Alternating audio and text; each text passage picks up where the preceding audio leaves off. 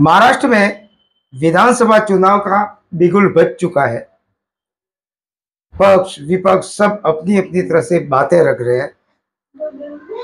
जो नैरेटिव बातें हैं उसको किस प्रकार से जमीन पर उतारी जाए ये भी प्रयास चल रहे हैं। मीरा भाईंदर में नीला सौंफ पहली बार मीडिया के सामने आई है और उन्होंने कुछ आरोप प्रत्यारोप लगाए हैं।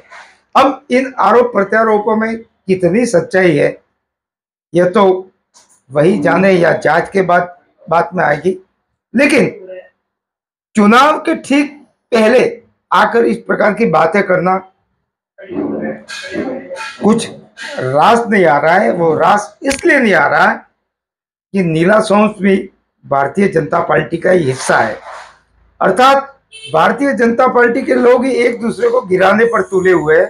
आइए देखते हैं उन्होंने प्रेस कॉन्फ्रेंस में क्या लगा कि बहुत कुछ ऐसा होता है जिसे जनता तक रखना जरूरी है, जनता को जागरूक करना जरूरी बात है, जो सिर्फ आज के लिए नहीं है। आप ये कह सकते हैं कि चुनावी माहौल में, लोकतंत्र में, क्योंकि लोगों को फैसला करना, इसलिए शुरुआत आज से की है, लेकिन ये निरंतर चलता रहेगा।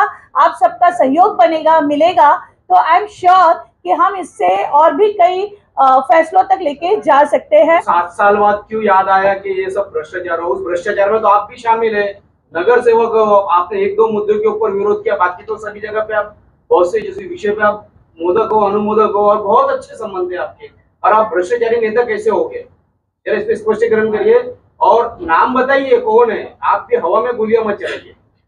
जहां तक मैं समझती हूँ, पहले आपके 3 सवाल हो गए, राइट? तो सबसे पहले कि मैं जब 5 साल इस कार्यकाल में जनता ने मुझे मौका दिया, तब आप देख सकते हैं कि जहां तक रेस्टोरेंट एंड बार का सवाल है, मेरे प्रभाग का है, पूरी तरीके से बुलंदी से आवाज भी उठाई। महानगर पालिका से लेकर मंत्रालय तक पत्र व्यवहार कर अल्टीमेटली वो सब्जेक्ट एंड तक पहुंचा, लेकिन अभी भी वो सब्जेक्ट अधूरा है, अभी भी उस पर त्वरित कार्रवाई नहीं हुई है, या उस जगह को जनता के हित में कोई और सुविधा में परिवर्तित नहीं किया गया, इसलिए ये विषय आज भी जिंदा है। दूसरी बात कि जैसे कि आपने कहा कि दूसरा विषय अगर हम मार्केट का बोलते हैं कि उसमें भी मैं एक नगर सेविका की भूमिका निभा रही थी। तो बीओटी सिस्टम का जब ये प्रस्ताव पास किया गया, ये 2017 दिसंबर में पास किया गया, राइट? आज भी आप सोचिए कि उसी प्रभाग में महापौर भी थी, उप महापौर भी थे, जिन्हें मुझे नहीं पता वो क्यों खामोश थे, लेकिन सच बोलने वाले से सवाल किया जाता है। जो खामोश है, जो हर चीज पर पर्दा डाल के बैठे हैं, उनसे सवाल नहीं किया जाता। तो मैं आपका अभिनंदन करती हूँ कि मुझ पे सवाल खड़े हुए, क्योंकि मैं सच बोल रही हूँ और जो मैं हमेशा करूंगी। लेकिन उस वक्त जब बीओटी सिस्टम का ये प्रस्ताव लाया गया था, तब तक उतनी डिटेलिंग नहीं थी, उस प्रस्ताव में उतनी डिटेलिंग नहीं थी। तो हम सब यही सोच रहे थे कि बहुत अच्छी पहल है कि एक मार्केट बन रहा है मीरा भाईंदर के सभी क्षेत्र में, और उसका मतलब जो उद्देश्य था कि नागरिकों के लिए रास्ता फ्री हो, जो कि वाकई में समस्या है, और फेरी वालों को भी न्यायपूर्ण जगह मिले, तो उस उद्देश्य से किया गया था। लेकिन जब पता चला कि हर क्षेत्र में जब वो प्रक्रिया पास हो गई, तब हमने बकायदा एज ए नगर सेवक निवेदन भी किया था कि हम अपने मार्केट को अपनी नगर सेवक निधि से बनाना चाहते हैं।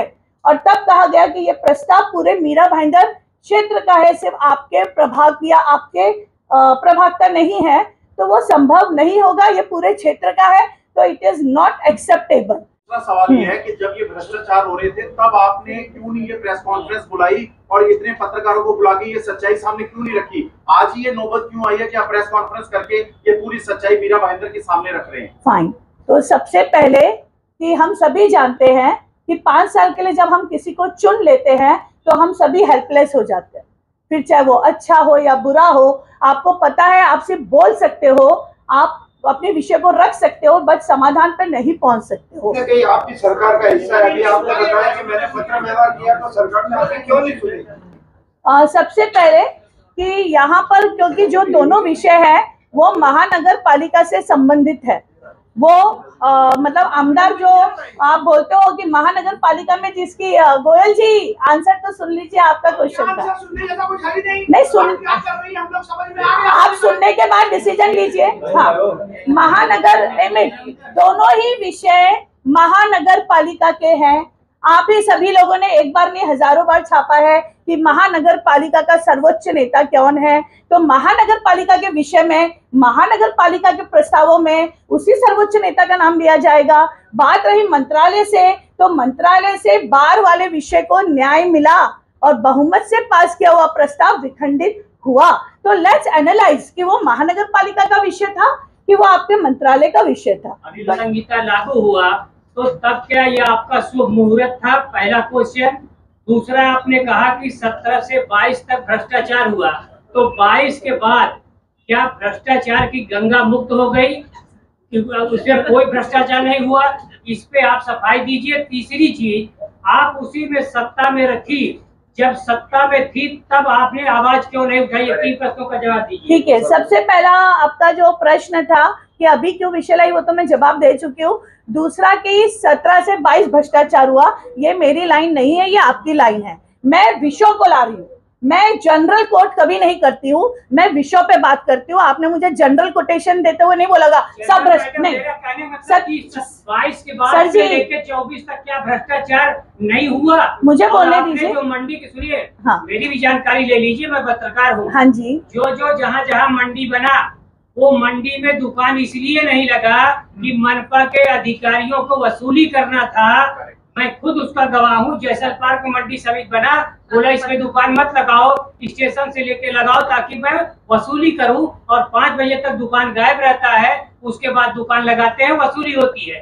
तो इसमें आप मनपा पे क्यों नहीं घसीटती? और 22 से 24 तक क्या मनपा में भ्रष्टाचार नहीं हुआ? अभी मैं बोलूँ? हाँ, सबसे पहले 22 से 24 या 17 से 22 जिसमें मेरा अनुभव था। अभी मैं 2 विषय लाई हूँ, 2 विषय पे बोल रही हूँ। मेरा बिल्कुल जनरल कोट नहीं है कि हर विषय भ्रष्टाचार के है। मेरा बिल्कुल जनरल कोट नहीं है कि आने वाले विषय क्या होंगे। आप लोगों को विषय पता चलेंगे। 2 विषयों के लिए बहुत ही क्लियर पिक्चर दी हुई है। बात रही मार्केट की, जो आपने कहा कि मार्केट में महानगर पालिका, जहां एक तरफ 11 करोड़ का कलेक्शन है रोड पे बैठने वाले लोगों से, और वो कलेक्शन किसका है, वो उत्पन्न किसका है? वो महानगर पालिका मतलब जनता के कोष का है। वहां दूसरी तरफ सालाना सिर्फ 3.5 लाख रुपए का है। और आपको शायद जानकारी नहीं होगी कि जो अभी रिन्यू किया है 3.5 लाख का कोटेशन, वो कोटेशन भी रिन्यू किया है जो कॉन्ट्रैक्टर को मर के 1 साल हो चुके हैं, वो अभी जीवित ही नहीं है। वो कॉन्ट्रैक्टर अभी जीवित ही नहीं है और दूसरे कॉन्ट्रैक्टर को ब्लैकलिस्ट महानगर पालिका ने किया है। तो वो 2 विषयों की जानकारी मुझे अभी मिली, जब मैंने ये सारी चीजों से करके कमिश्नर और अधिकारियों से मैं मिली, तो उस पर भी तुरंत कार्रवाई होगी या आने वाले समय पे होगी।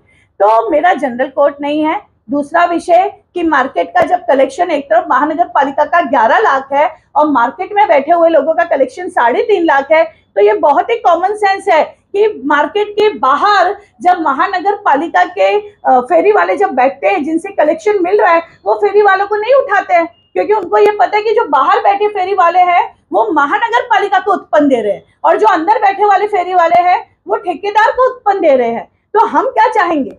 हम यही चाहेंगे कि हमारा मार्केट का प्रोजेक्ट भी सक्सेसफुल होता और जो उद्देश्य था वो भी सक्सेसफुल होता, लेकिन हमारे यही डिसीजन के कारण आज रोड पर से भी फेरी वाले नहीं उठ रहे हैं। जी, मेरा सवाल ये है कि आपने 2019 की बात है, आपने इसमें जो 7 मार्केट है उनका खुलासा किया, जो 2 हॉल है उसका खुलासा किया। बाद में आपने ये भी बता दिया कि इसमें जो नेता है, हम जो पूछ रहे थे कि इसमें नेता कौन है, आपने नेता का भी नाम साफ कर दिया। क्या आने वाले समय में उस नेता के जो भ्रष्टाचार, जैसे आपने इतना निकालो, आगे भी आपके चैनल के माध्यम से आएंगे? बहुत से विषय आएंगे। अभी तो एक एक करके मैं विषयों पे वर्किंग कर रही हूँ, उसका प्रेजेंट कर रही हूँ। तो मैं चाहती हूँ कि विषय इतने सिंप्लीफाई हो कि जनता समझे। ये जो बोल रही कि मार्केट के पीछे का पता था, मैं आपको बता दूं, अच्छे अच्छे लोगों ने फोन किया कि उनको नहीं पता था। आज अगर आप स्वीकार करते पता था, तो आज तक किसी भी जनप्रति, किसी भी पत्रकार बंधु ने कभी मार्केट के पीछे फाइनेंशियल कैलकुलेशन का लॉस नहीं बताया।